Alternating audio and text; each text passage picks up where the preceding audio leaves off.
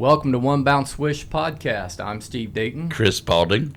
Chris, how are we doing today? Well, as usual, I'm excited. You're always excited. You're always fun. You're always excited. You're just full of life. It's a good time every time we sit down here. It is every single time.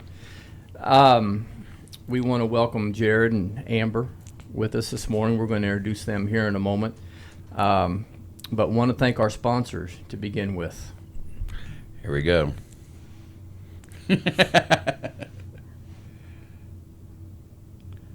Domino's Pizza. Because, Amber, if you can't tell, Chris is eating well. Our friends on East National Highway. And Putter's Bay Miniature Golf. the only place you don't have to hit it straight. 18 fun things to do. There are 18 fun things. And Media Pros out of Louisville, Kentucky. They keep One Bounce Swish rolling. they do, along with our daughter, Allie, and our son, Ian. They are our production people here on this end of things anyway. Want to thank them. We want you to remember to like, subscribe, share, and comment. The comments have been really good. Got a great one this morning. Just even as before we started talking with these folks. And then if you want to contact us, you can do that at onebounceswish.com and find us on Facebook too. So, do you know how we got One Bounce Swish?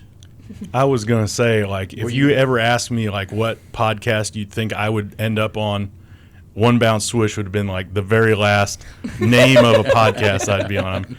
Basketball, not gifted. So. We were searching for a name, and everything was taken. Why nickname him a One Bounce Swish?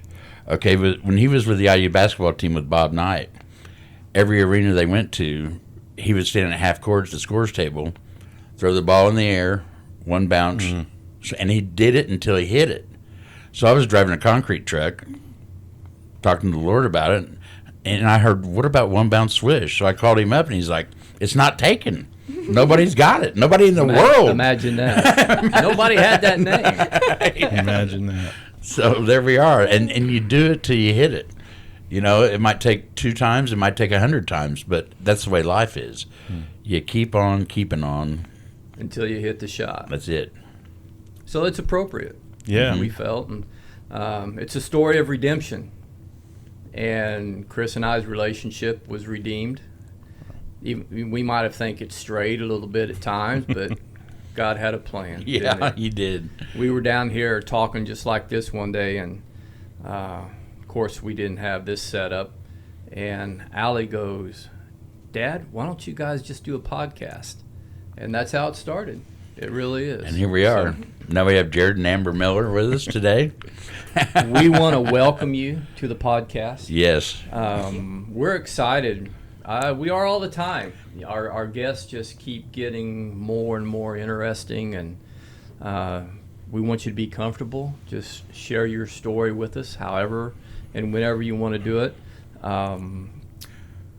First of all, how do you get a country girl's attention? That's a story there. I'm just going to remain silent on this. How about a tractor? No, I don't know. A tractor didn't have... Yeah, it has to be divinely appointed, I guess. Well, from what I can tell, this was probably a divine appointment. Am I correct there? Yeah, I'd say so. I don't know. She doesn't seem so sure over there. Yes, it was. So you want to hear that story? Yeah, what's on your heart today? First off, I guess I wanted to.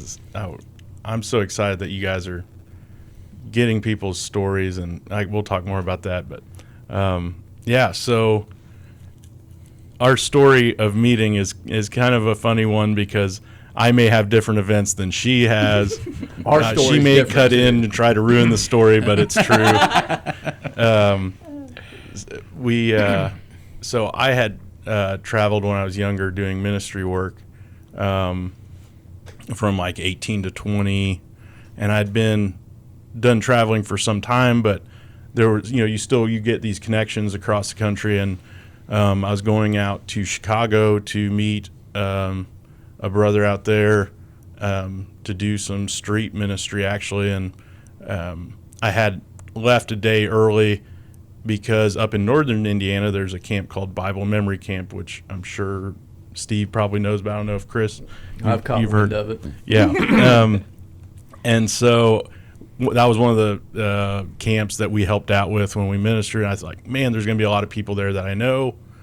I'm going to just stop through there, and, hadn't dated anybody for a long time at that point, or at least to a young man, it seems like a very long time. Right.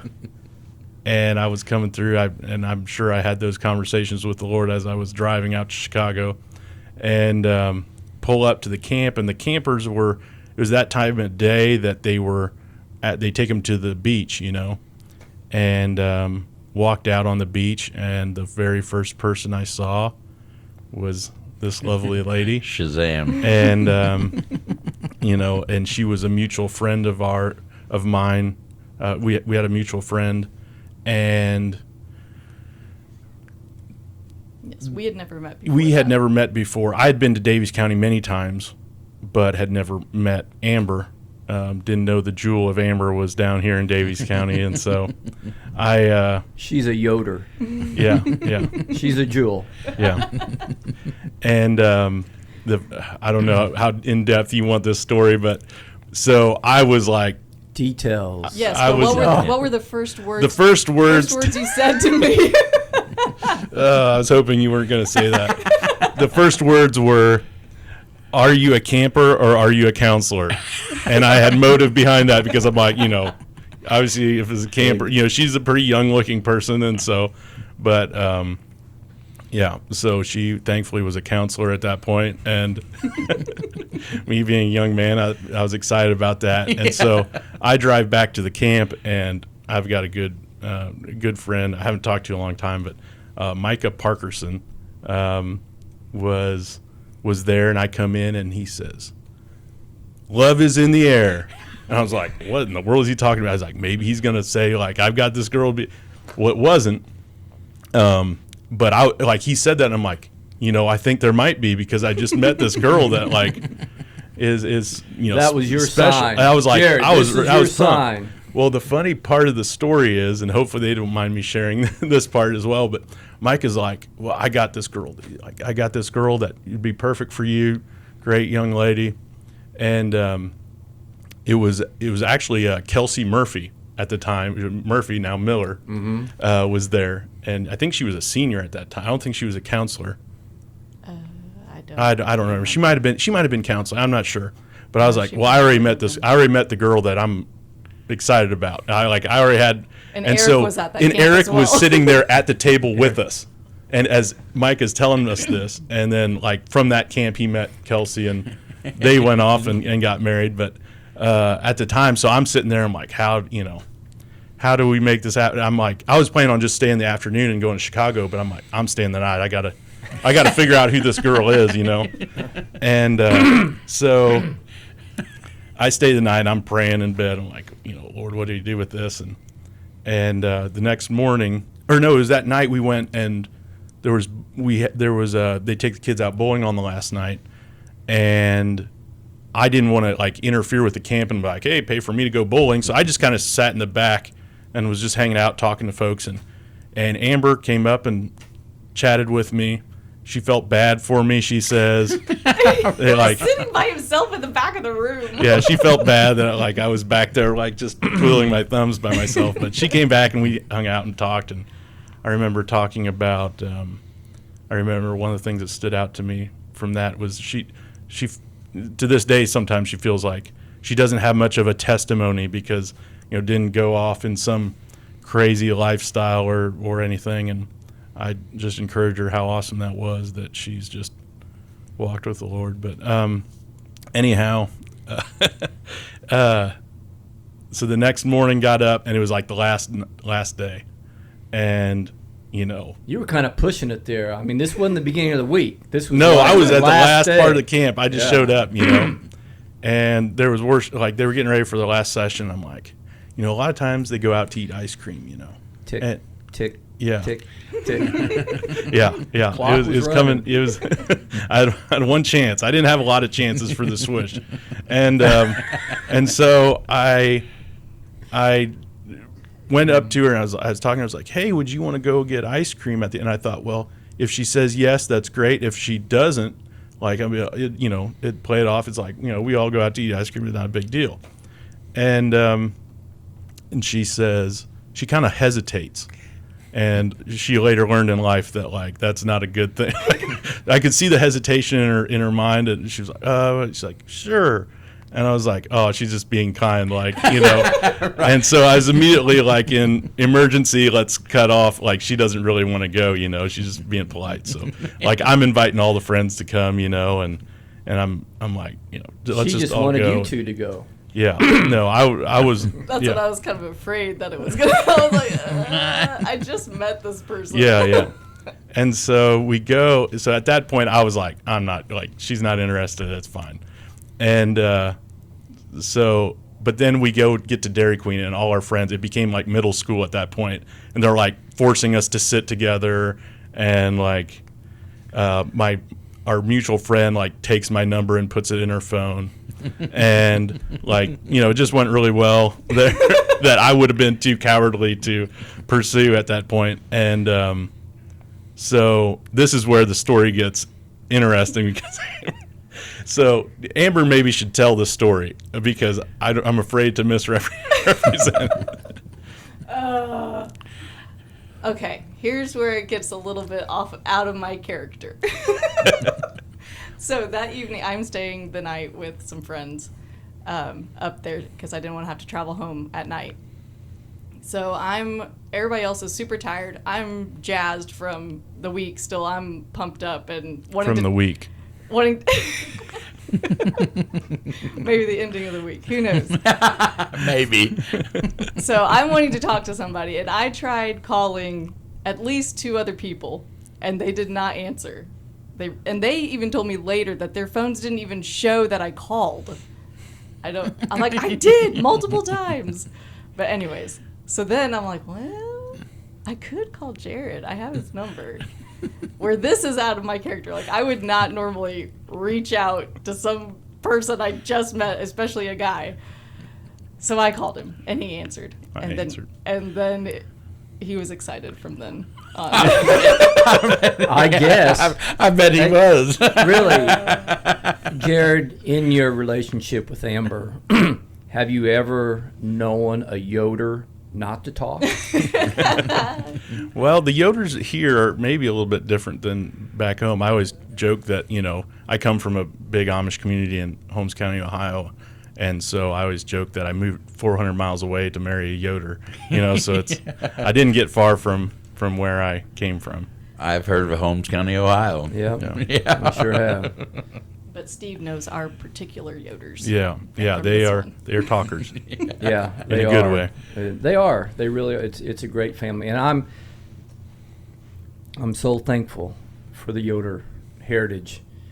I really am, because that Grandpa Eli, I mean, he was the one that dared to be different, and it just has been wonderful since. My mother-in-law is a sister to your grandpa. Yes. Grandpa Glenn. And that's a whole story in itself. Just real quick, I was really struggling at one time. I had met with a group of guys earlier that morning and asked me what was on my heart. So I shared, and of course it was like meeting the Sanhedrin. It was really a tough thing to work through. And Uncle Glenn, to me, Grandpa, to you, did you call him Grandpa? Mm-hmm. He apparently sensed that I was struggling because I went back to my office where I worked, and I was battling, like, man, I'm having to work through some thoughts and emotions and things. I said, okay, God, you're going to have to do something. Tell me something, whatever. And I turned around at my desk on my chair like this, and there stood Uncle Glenn. I just started crying. and he just smiled at me, and he just came and he gave me a hug and encouraged me, and I thought, okay, Lord. I mean, it was just a moment in time, You always have those moments, every once in a while, God will just show himself. We used to end every conversation, Steve would say, be encouraged. Be encouraged, yeah. That might have been where I got that. Yeah, that's what I Anyway, where were we at here? We were talking about the Yoders. When a special story for us is when Glenn passed away was the day we found out that we were pregnant with Kaya, our oldest. And so getting to share that with Wayne, Glenn's oldest how son, awesome is Amber's that? dad, was That's really neat. So How many children do you have? we've got 3 girls, Three 13, girls. 10, and 8. Wow. I have to look at Amber to confirm. Wow. probably need to be 2, 4, and 6, right? 13, teenager. Yeah. Wow, I can't believe she's that old already. That young. Yeah. That young. So, okay. So you made the phone call, and Then it was like, the rule. There's rules with dating that, like, I call her and then she calls me. I wasn't aware of these rules. Yeah, these rules are in place. These are the ways of the world that, like, you got to reciprocate here. So, as you can tell, I was not very He thinks about things a whole lot more than I do. Overthinker. Yes. Yeah. imagine that. and It's a guy thing. It's a guy thing. Creating things in your head. so she called me. The next day, I called her. Then there was silence. And there was silence for many days after that. What felt like many days, I think it was like 3. And me and my buddy at work were talking about, like, how do we make this thing happen? She hasn't called. Like, I can't call her. I called her last time. and then we came up with this brilliant strategy. I mean, it was cutting edge, brilliant strategy. There's this new thing called texting that if I could just send her a text and, hit the buttons 3 times to get the right letter and put out this text, I text her and it worked. Somehow that was less intrusive. I felt like I could contact her again. Intrusive. And she said, I'm going to be calling you soon. Oh, there we go. So that reignited things again and it went well. So It sounds to me like that flame never really flickered. Even it was just. What were you thinking, Amber? Were you like, this might be the one? At that point, no. That's right. I didn't want to go that direction, but I wanted to get the truth out here. I mean, that's how women know are. you That's really at all. That's I can't- the design of women, though. Yeah. I mean, that's especially. You can't decide that early on. Right. Yeah. You knew though, didn't you? I think I did. I think I really did. It was not long into it. We were being long distance, talking on the phone and realizing that, a lot of what we believe lines up with each other and just like how she thought of what it means to be a wife and a husband in a relationship. And like we still talk about how different times it'd be like, I got to just hang up the phone. I'm like, I'm too excited about this. Well, So- no, but the way that he would say it, he's like, I gotta go. I gotta hang up. And I'm like, what did I say? What's wrong? And he's like, no, I'm just too excited. I was like, oh, okay. I'm like, Schmitten. he like freaked me out the first couple times he'd say that. So yeah, it wasn't long. I always thought I'd be somebody that dated somebody for years, but like 6 months later is when Wayne actually had said something about coming down, teaching me the radiator business, welding and whatnot, and I was like, okay, and I remember on the phone talking to Amber. I did travel. Like, it's not that big of a deal for me to leave home, but like, what this means, right? I'm moving down there at 6 months, like, and she's like, yeah. And then later it was, well, I didn't realize that you were that serious at that time. But, yeah, it was actually a year after we met at that camp. I proposed again at the following year at that camp, and we got married a couple months later. Mm-hmm. Wow. Yeah, that's awesome. So, yeah, when you know. That's right. That's awesome. That wow, what an incredible story. I see some similarities. It must be kind of a Yoder trait. My wife was a Graber. Well, she is still a Graber. Sometimes they think I'm the Graber, and she jumps in real quick and says, "No, I'm the Graber." So, But that Yoder vein runs pretty deep, and I'm thankful for it. That's awesome. So I can relate probably to your side of the story because I knew the first time. She probably wouldn't believe that, but I did. Anyway, well, it's not my story; it's you guys' story. So We're just share thinking, it. We'll hear it. what next? Where'd you? yeah, where do things go from here then? Once we, You've got 3 beautiful daughters. Yeah. So I don't know. What do you want to? you're homeschooling too, feel like I've been right? doing all the Yes. talking. Yes, you're That's fine. You homeschooling. can keep on talking. I guess in some way, like, so once we waited 5 years before we had children. Amen. And then once we went ahead and decided, we actually, our first one ended in miscarriage, which was shocking to us because I don't know, nobody ever talks about that. And like, we just didn't even think that was an option, really. But I do feel like nowadays, like I keep hearing more and more about, like, I think that should be talked about more. And we've actually now have had a total of 4 miscarriages. But the first one, we had that one, and then we had our 3 girls just fine. Nothing unexpected happened there. But it was beautiful. And then, So you have 7 children. yes. Wow. That's what after this, we actually just had one again this summer, actually. A couple weeks ago. Yes.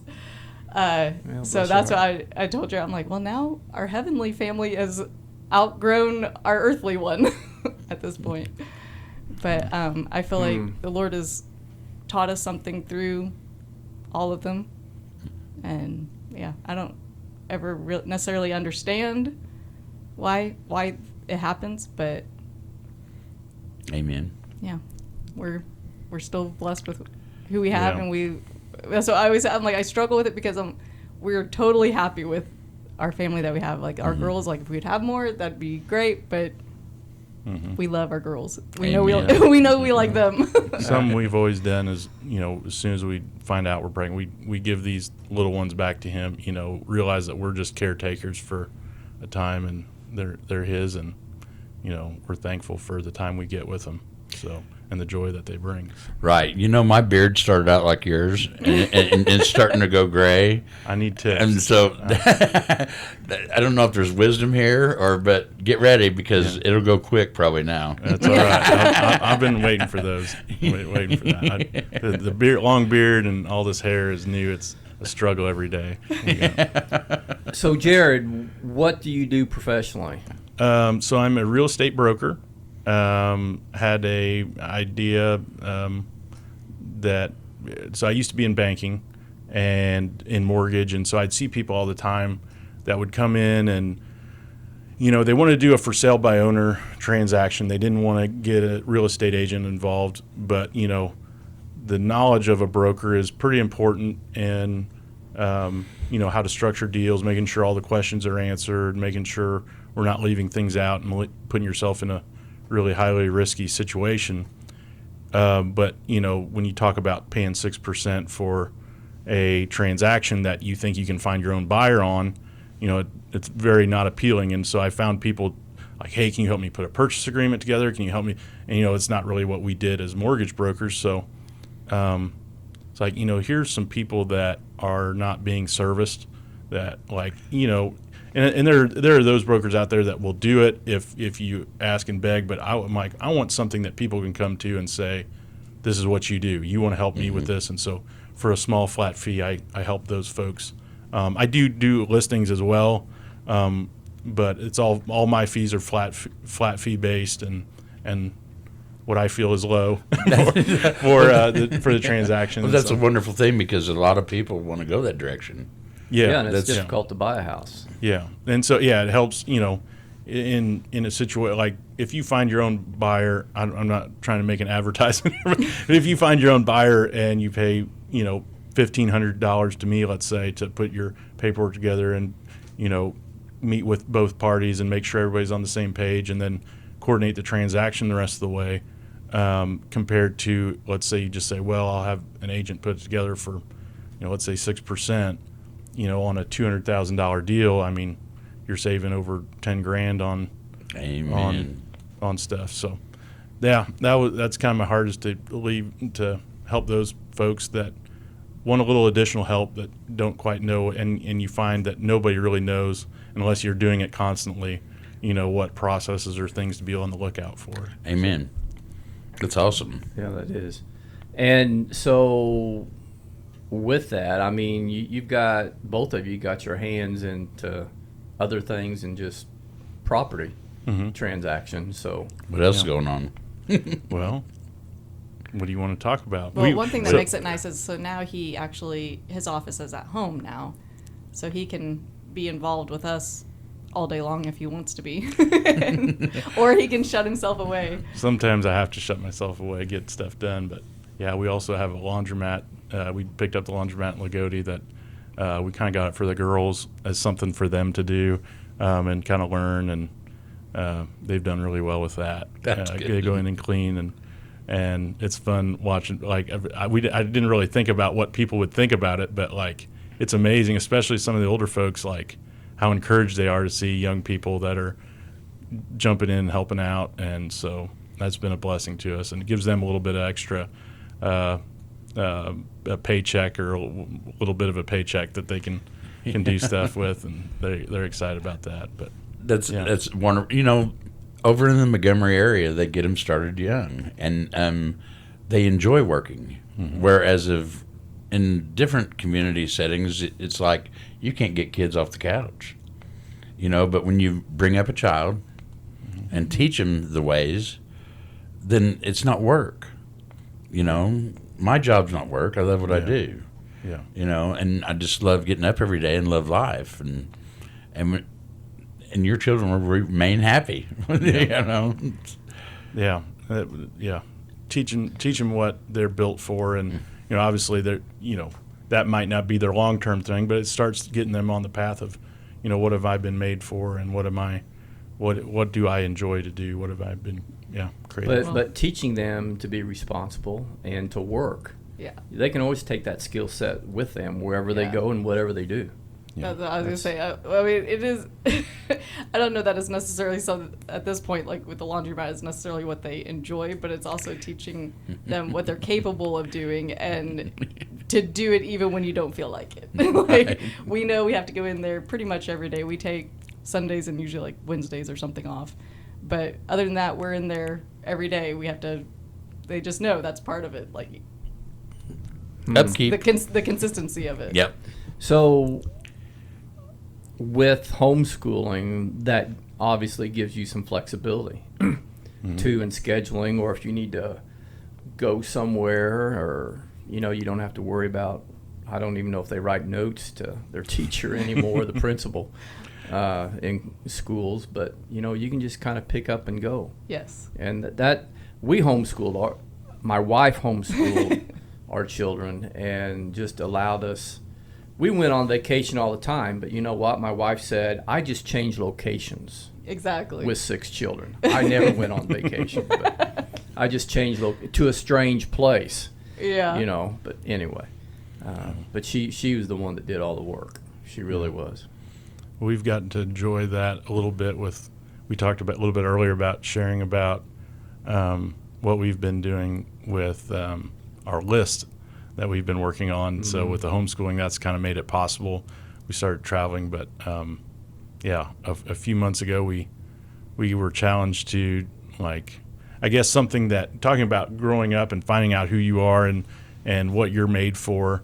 I'm one of those people that don't feel like some special gift necessarily, or I've never really felt that way of like, I'm not a preacher or a somebody that can shoot a 3-point shot and make it every time.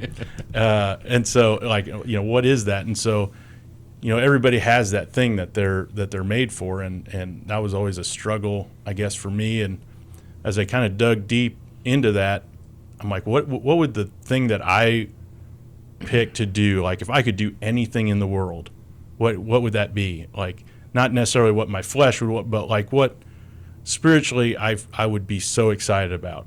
And so I was like, man, if I could just meet people that love the Lord and hear their stories, and like people that are just bearing fruit, not these great ministers or great somebody that has this, that everybody knows about, but these people that have been just, working for the kingdom of God, and just meet them, hear their stories, thank them for what they're doing, because they don't maybe hear that all the time. And I'm like, yeah, that's good.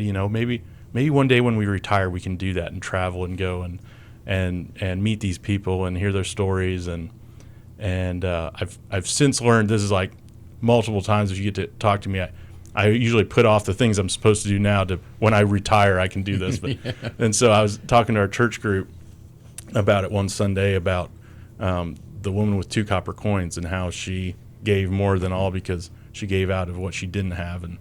And so I got home and I felt like the Lord told me, what about you, Jared?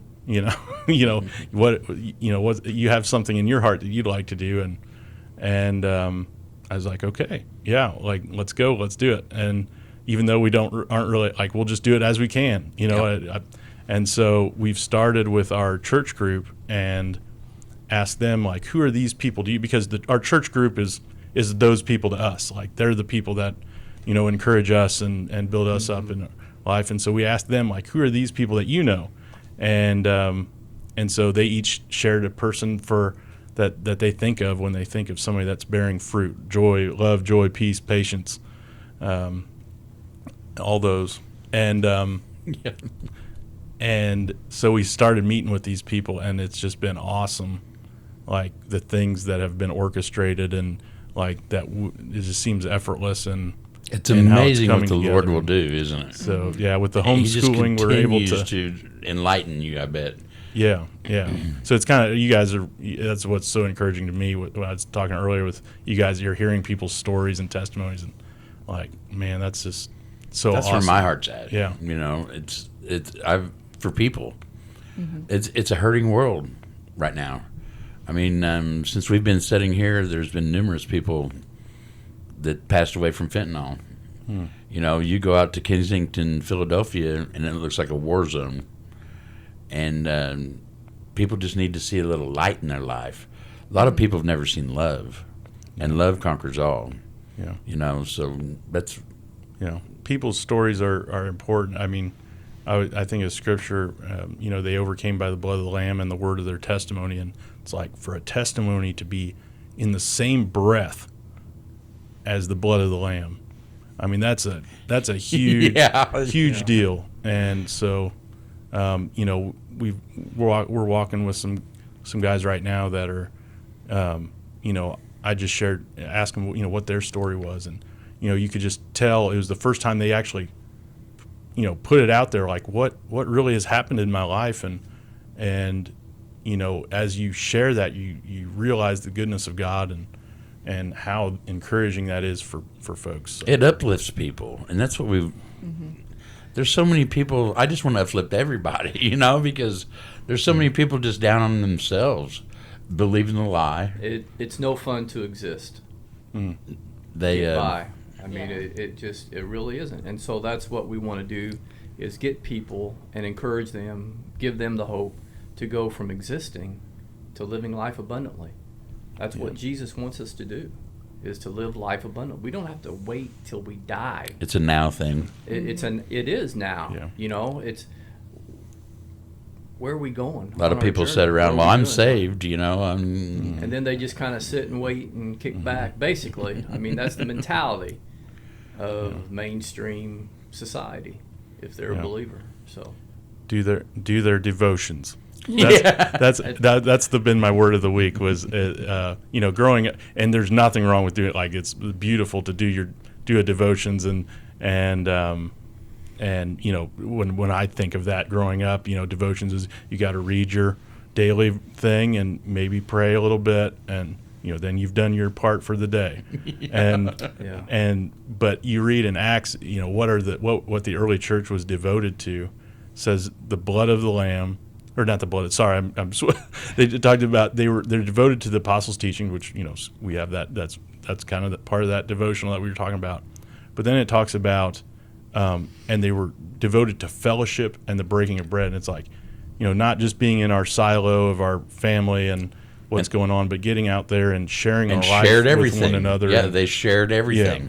They came together as one in Acts. Food has a way of bringing people together. You too. better Yeah. believe It it. did the other night, didn't it? That was good. We really enjoyed that time up at Highland Hills. yeah. That was neat.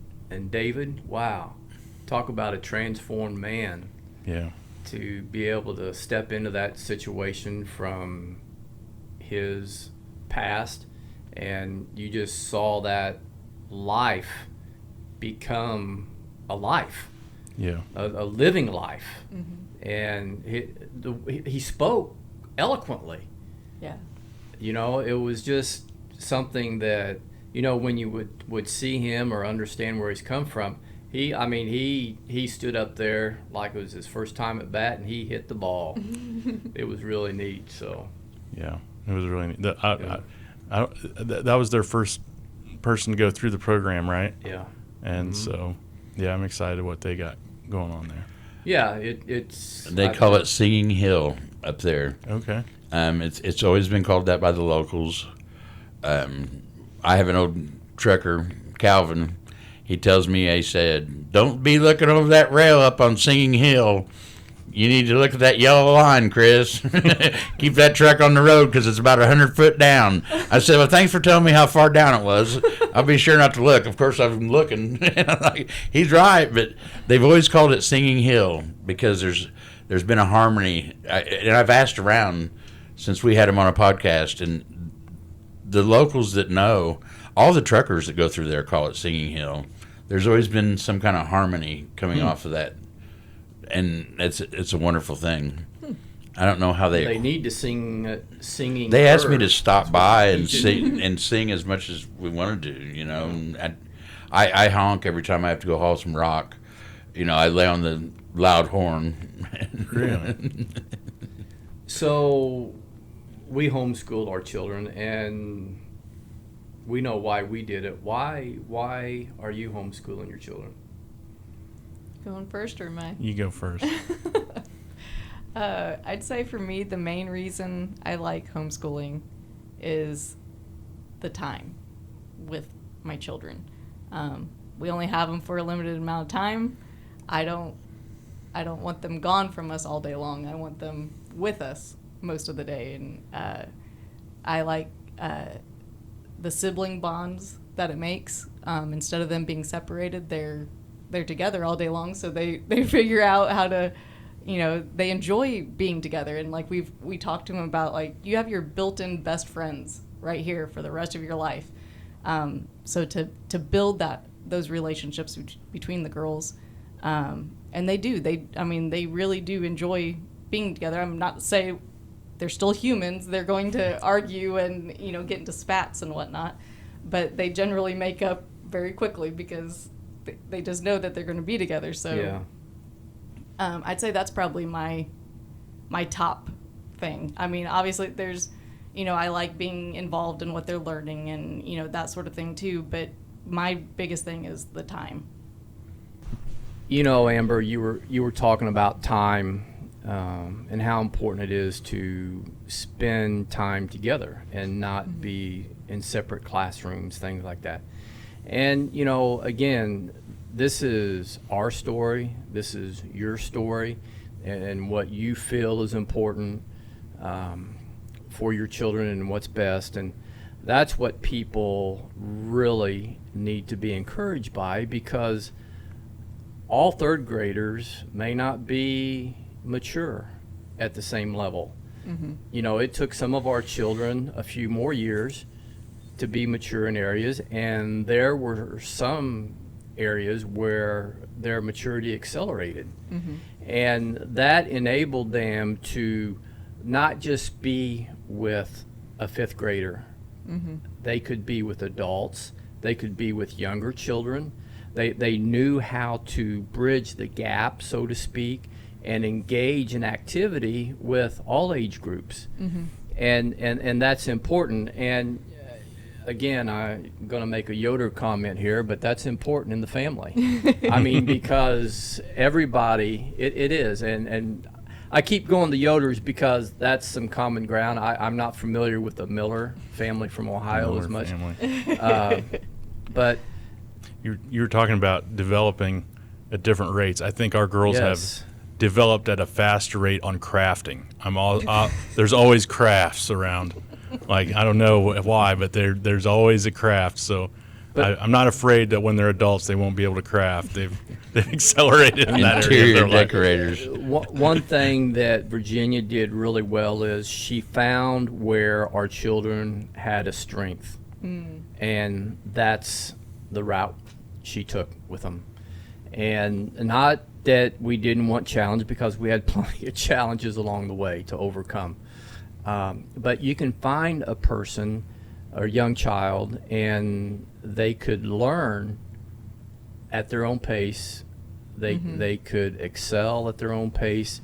They could do it was just a wonderful experience. It wasn't easy.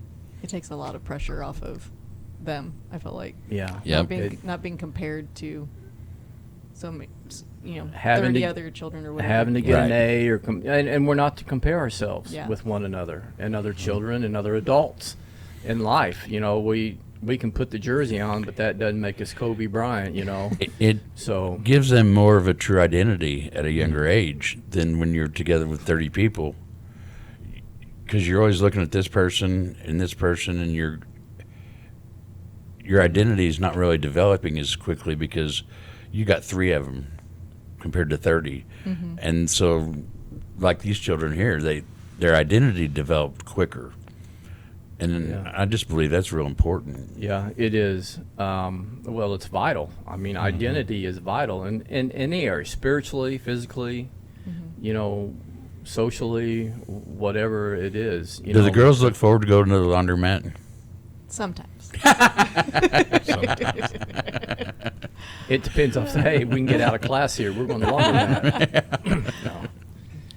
Well, that's awesome. Okay, now what? What? Jared, tell us a little bit about what you've had going on in your life. So the story is long. It's okay. We'll start at the beginning. And then you guys tell me when to stop, when you give up. No, so I grew up in Holmes County, Ohio. It's the largest Amish community in the world, is what I've been told, and Pennsylvania has more as a state, but Ohio is that one community there. So grew up knowing Jesus. I have great parents. They're the best. I remember hearing a TV preacher, like I'm sure I've prayed 1,000 times for Jesus to come into my life, but I do remember one time when I was 4, a TV preacher on, and I'm in the living room, and I don't know, that still sticks out to me to this day, but taught that growing up, but then like most people, young people that maybe not fully comprehend what they're getting into, the things of this world are enticing, and went to college kind of with the complete wrong mindset of what you go to college for. I was going to party and do all the things and see what I could find there, and I got there and started realizing, like, I'm going here thinking it's fun to do this stuff, and I'm doing it, but like I got there and this is what a lot of these folks are living for. And I kind of came to a crossroad, like, is this what I want for my life? Or, what else is, and if not, what else is there, And a couple friends of mine that I went to high school with had been to the camp, Bible memory camp that we were talking about earlier, and they would come back and they would be excited. There was a guy there by the name of John Peterson. I didn't personally know him, but have been obviously affected. This is one of these guys that I'm talking about where they're bearing fruit and ends up affecting my life. But we know John. You know him? Did he? I've been telling people he used to play for Waylon Jennings, correct? I'm not for sure about Okay, that, well, but, sorry if that's incorrect information. I believe what makes for a good story, though. Yeah, it makes for a good no. I know he played with somebody famous. Some big band he played for, but then got radically saved, and and, had a traveling ministry and affected a lot of young people's lives. And one of those would be my buddy Josh Ercole. And John ended up getting cancer, and Josh would go with him on little trips and stuff as he got older. And as he was passing away, John came and stayed at Josh's family's house and kind of passed his ministry on to Josh. And so he passed away as Josh was going out on his first solo trip. Wow. And went to, I forget where they went, but God showed up and did great things through him. And so Josh was out starting this ministry up, and my buddies from high school that were in camp before they went off to college or did whatever, they wanted to take the summer and go with Josh. And so they're doing that while I'm starting school, and they're telling me these things that they're seeing God do, and one of the things, I didn't know what the Holy Spirit was. I didn't know other than another name for God, and didn't see him active and doing things in people's lives. And so they're telling me this stuff happening, and I'm just, I'm in school doing this stuff, and I'm like telling my dorm mates, like, they're like, this is weird that they're seeing it, like, isn't that cool? And they're like, yeah, whatever, going on about their day, like, where's the next party at? And I'm really thinking about this stuff. And so I go home one weekend, and they're putting on this, they're coming back and sharing their story of what they've seen these last 4 months or however long they had gone. And I hear Josh talk, and at the time, he's a very polished speaker now, but like at the time, he was just a ball of fire that, couldn't get a lot out at once, but I'd never seen someone my own age that was just like, they were living for God and whatever, and he was just pleading for us to do the same. And I get in my car after we were done with that, and I was like, Lord, I'm here. Like, I told him throughout my life, like, one day, God, and not knowing what that would look like, but I saw it, and it was just like, okay, here we go. And I knew I was getting right there. I was going to quit school and just figure out what God wanted me to do with my life. I knew I'd gone for the wrong reasons, and so like I praised the Lord the whole way back. I had an hour drive to school that night, that Sunday evening, and I was just like praising God, and it was just a natural thing. I was just like, it's coming out of your heart, And so I get back to school, and I'm like, okay, I'm coming in the squad with these guys, and I'm like, what do I do? And I'm like, compose yourself. Like, I got 10 feet to the bed. I don't have to get past. They're over there. They won't see me. I'll just go to bed and chill out. Like, I walk in the door, and I wasn't even 2 feet in the door, and like, man, what's up with you? Like, you're glowing, and like just shocked, and the one guy in the room that had probably never heard, probably couldn't tell you who Noah was. He's like, what are you guys talking about? He's been to church. And I was just like, whatever, guys. I went back, laid down, but it was impactful to me because, like, okay, God is really doing something here. And so I'm thinking, okay, this is now I'm a Christian. I'm 18, and I was a Christian, but like now I'm like wanting to fully live for God. Like, the only people that I know that are this age that do stuff, they become youth pastors. So that's probably what I'm going to be. Like, I guess I got to be a youth pastor, and that's probably what's going to happen. But Lord, whatever you want me to do. Well, a couple weeks later, I'm coming home from church, ironically, and we raced to go to the restaurant, me and my brother, and so I'm passing the car down a hill. Get there before the Baptist did. Yeah, exactly. And so I get pulled over for speeding, and the cop's like, and I'm 18, so I'm thinking, okay, at least I'm 18. I don't have to go to court if I get a speeding ticket. It's like my mind's working. Well, no, I had to go to court. I guess I was going fast enough over the speed limit that I had to go to court. And we get to court, and there's another young man that was there. He got pulled over at the same time as me, and the judge takes his license away for 60 days. And I'm thinking, oh no, like I could lose my license, Well, I get up there, and I'm telling you, this lady was like, if you ever watched Judge Judy, like the spitting image, like same personality, everything. And she's like, took my license away for 6 months. And I'm just like, I was mad. I was angry at the Lord. It was obviously my fault, but like I'm blaming God that like, here I give my life, And now look, and I drove home from the courthouse without my license because I had no plans to lose my license. And so I drive home, and my good buddy that had actually traveled with Josh, Eric, comes pulling in. It was a theme in my life at that time. Every time I would struggle, little Eric would pull in, and he's like, "Hey, let's go out to eat," And so he takes me out to eat, and he says, "Jared, you can't really go to school anymore, and you can't really go to work. Like, maybe you should go travel with Josh." And I'm like, Okay. God doesn't talk like that. Like, that's not, I'll tell you, even though, I just told you I didn't know what the Holy Spirit was, or the Lord's leading, but I assured Eric that that's not how God would talk to you. And so I get back to his place, and he had to take his dad to work. And he was like, "Well, hang out here, and I'll go take him." I don't know why, but so I hung out at his place, and I looked down, and on the coffee table there's a Bible open.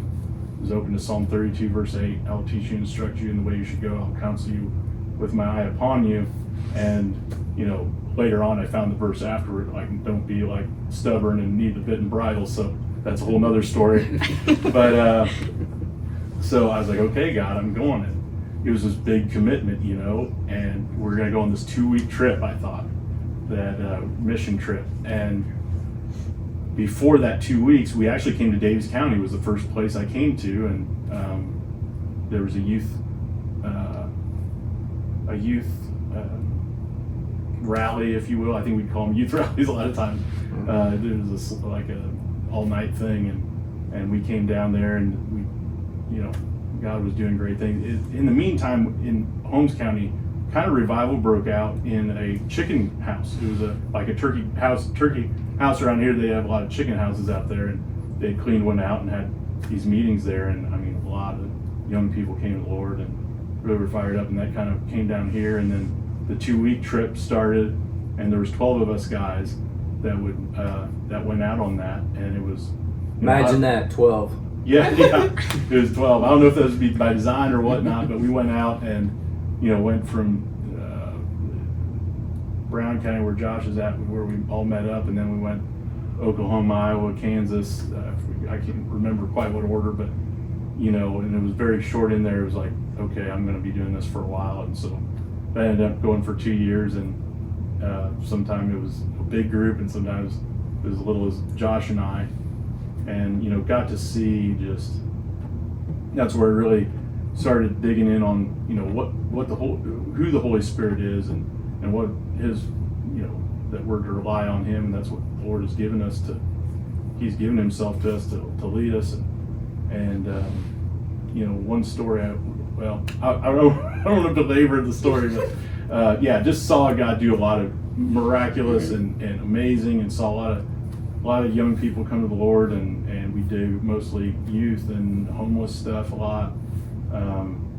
We went on to that, and I'd gotten off the road to do a big conference that I thought, like, hey, I got to make this thing happen, and I do feel like it was something the Lord had me do, but I had to learn some tough lessons through that.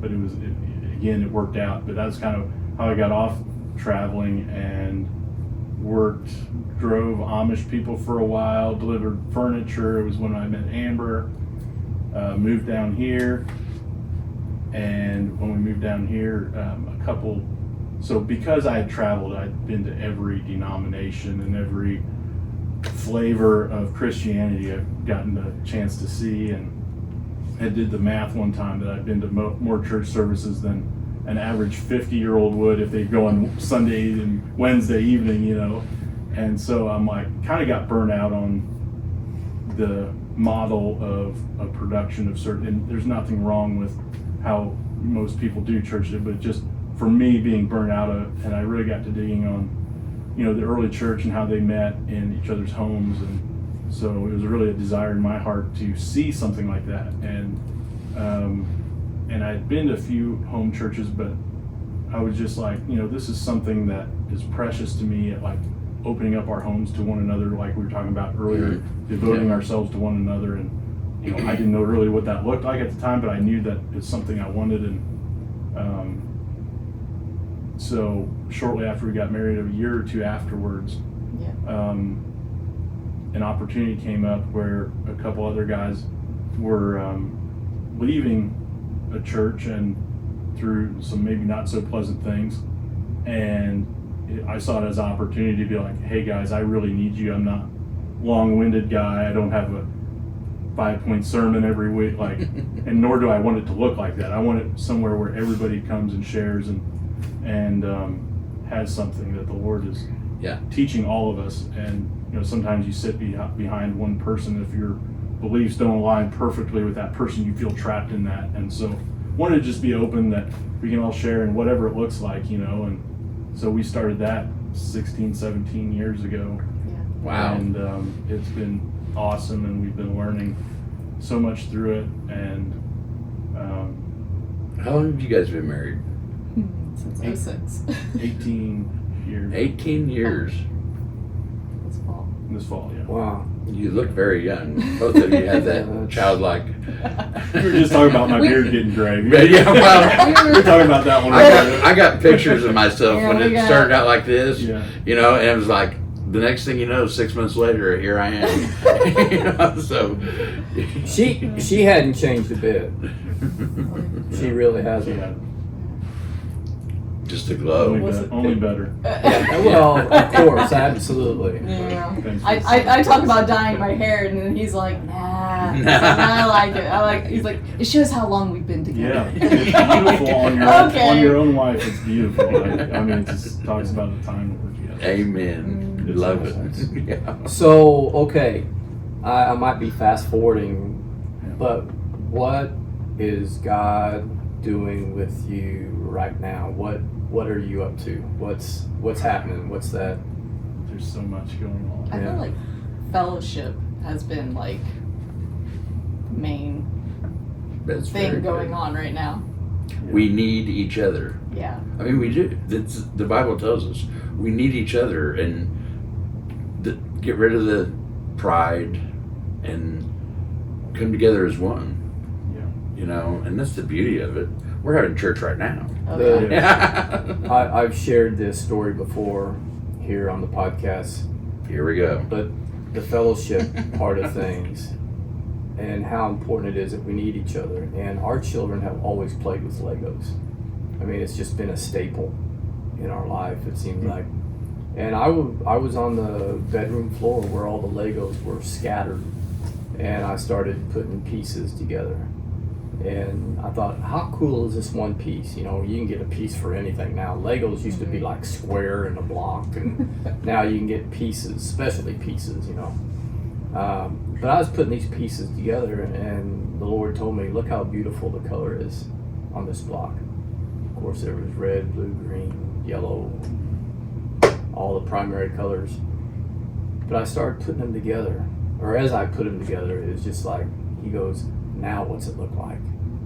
And he was teaching me that you don't have to be independent, because we are dependent upon one another. And when we come together, all the colors, not skin color, but all the different personality and all the gifts and everything, how beautiful it is when you start building this. And He's the head and we're the body. yeah. And I started putting pieces together, and it started getting to be pretty cool. And that's what the Lord was showing me. So, what's this project I heard about? Yeah. Well, I shared earlier about that's the project, is going and meeting these people and hearing their stories, and that's really the only agenda, is to thank them and bless them and hear their stories. But I don't know if it's coming through that, but like even before, there's so many different avenues of things that are going. You say what's going on in our life now, and I'm super excited about it, but I don't know how to really put it into words. Of like, and it's exciting to me because we were talking about what's your story, what's your testimony, and man, as believers, like our testimony should only be getting more and more as we walk with the Lord. Like a lot of times, like, well, this is my story up to when I met Jesus, and then it's been good ever since. Like it kind of trails off. Yeah. It's like, I don't know. I'm super excited about now because it's like there's something. How do you special decide going who on. you're going to go meet? Just whoever, like, we get a name from. We started with our church group. We go meet those people, and then we ask for a name from them, and we kind of go, because all these people indirectly and one of the encouragements we have is like, you're feeding into our life because of what you're doing. Like indirectly, you're affecting this person who's affecting this person. Part of the It's vine. come back to us. Yeah, even if we don't know, like even though we don't know you, or we know you now, but like Yeah. even before you were affecting our lives. Yeah, we're finding, the church, it is the church. We're all one body, and their story is our story, and hopefully our story is theirs as well. That,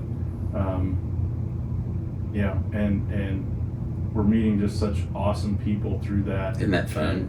But even in other aspects of our life, I don't feel like it's maybe even connected to that, but just within our church group and learning about fellowship, and you got some people that, because of their walk with Jesus, that maybe their family doesn't want to talk to them anymore, and so they really need that. And sometimes I feel in the past we've been stuck in our own, like I talked earlier about our own silos of our own family. Like if you have a good family and you have everything you need, you have that fellowship there, it doesn't feel that important to maybe reach out and walk with other people. But when you get people that don't have those things, they can do community really well. And it's been a blessing to us to see those folks, and they've really been impacting our life and being able to do life. And we've been getting to open up our home, and others have been opening up their home, and we're not just maybe meeting on Sunday morning, but just getting together and seeing, what happens. Makes every day exciting, doesn't it? Yeah. So it's like, who is Jesus to you?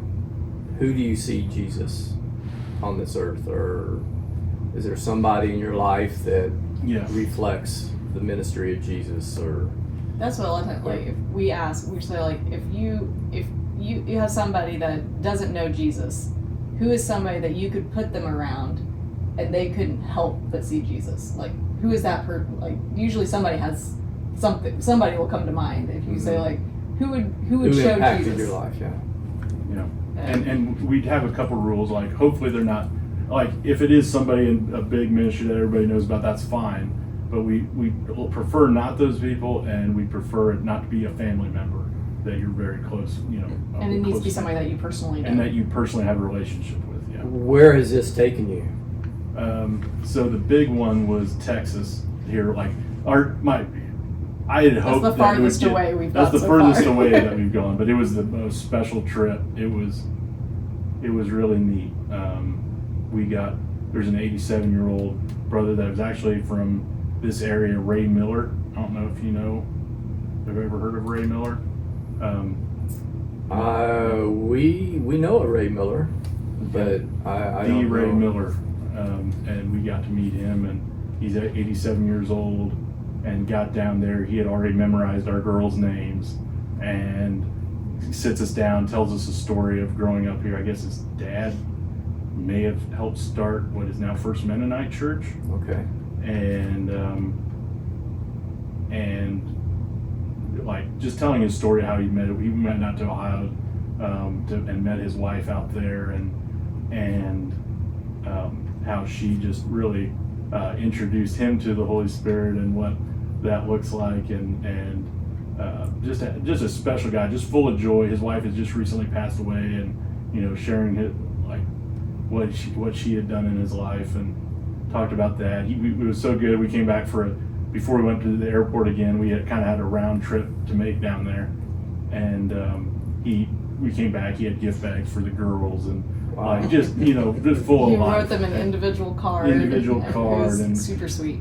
Great. It just, talk about the fruits of the Spirit is just like very evident in his life. Yeah. Just made that connection, and he's coming up, I think, for a reunion here in a couple weeks, and so So we're hoping to reconnect again. Hoping to reconnect when he comes up, and Maybe we should get him on this podcast. Yeah. He'd Yeah, probably like definitely. it. You all come over with him and bring the girls, and you would enjoy your time. Anybody would enjoy their time. Papal Ray, huh? Yeah. To them, maybe, or something along those lines. Yeah, the girls have already said if we go back to Texas, they wanna visit him again, and then we visited a house church down there too, and they want to for sure go back to the house church again. Yeah, there's a special group down there in Texas that is just, they blew our doors off as far as just how awesome, they are, they're who the Lord has created them to be down there. And so that was a special time. And that's one of the cool things about this is our girls have been going with us to meet these people and to see them like excited about it has been, you know, What a blessing. Yeah. That's something. Wow. It's awesome. Yeah, it is. Giving those girls true identity at a young age. Yeah. You know, that's what these children had around here. It's a wonderful thing. Spread the good news. Yeah. And as far as like around here, we've been noticing our house becoming a kind of a hub here lately. Like we don't mind. Like our children are old enough; they can kind of take care of themselves pretty well. But even this earlier this spring or summer, whenever I thought it was because I was pregnant at the time, and I got the word from the Lord that our house was going to be a gathering place. And I thought it was probably, you know, because it makes the most sense. You're going to have a little baby. It'd be a lot easier to, you know, put them to bed, you know, and then you can keep talking and hanging out in the living room. Then now I'm like, okay, so it's just going to be a gathering place. It's not because of the baby. It's just because, I mean, we live in a somewhat central location with Montgomery, I guess. I don't know, but it seems like we got enough space. The kids can play, and so far it's. Yeah, and there's others within our church group of folks that have been meeting with us that, I don't know, I tell them that they're rubbing off on us. We've got some really good folks that have good hospitality, and Love the hospitality. Yeah. Again, fellowship. fellowship. You know, Yeah, it's just, coming back to you know, just, yeah, that's. Excuse me. That's what it's all about. We were designed to be in fellowship with each other.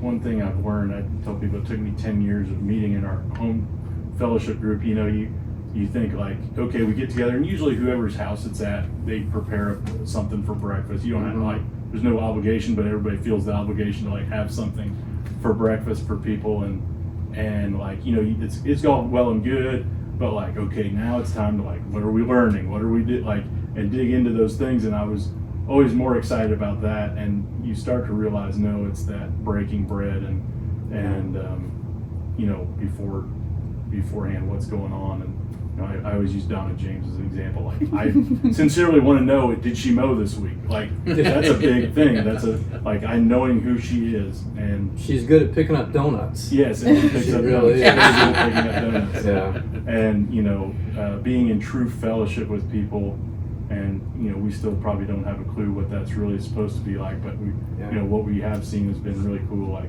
it's more important, like, the fellowship is more more important. I don't want to compare the two, is learning those lessons and you know, those mysteries of the gospel are awesome, and wouldn't trade them for anything. But that fellowship is really what The fellowship becomes a ministry. Yeah. Just a Yes. conversation. Who knows, one day, you know, Donna James' grass ends up being a story on a podcast. Well, hey, very well maybe. Because it's like when you know, you talk about those things and it doesn't maybe sound important, but you know, there's lessons behind everything. Mhm. When we went down to Texas to meet Mr. Ray, we get down there, we're like, we're being obedient, we're going to do this, and Donna was mowing grass down there. no, we changed off Donna's grass. Poor Donna. Sorry, we're talking about you.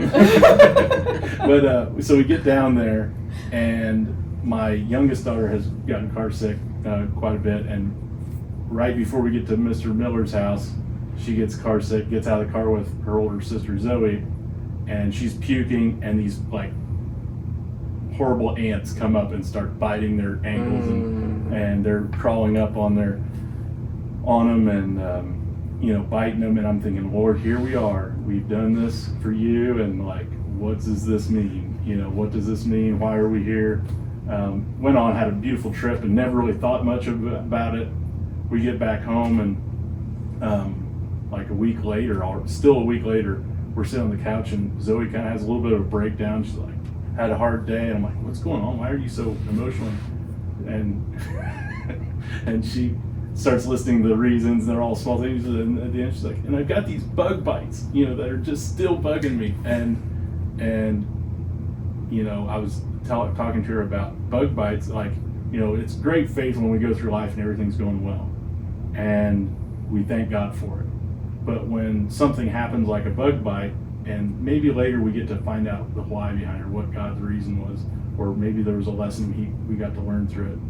But I said the greatest faith is when we have a bug bite and we never find out, and we still praise God because we know that He's good and He works all things for His good. And I said, Like Old Job. yeah, so I was like, Zoe, do you think God can use these bug bites? And she kind of chuckled and said, yeah, I think He can. Yeah, In the same way that and then the next morning is actually when we found out we lost the baby. It was like we had our own bug bite that we had to praise God through, and so it was a blessing.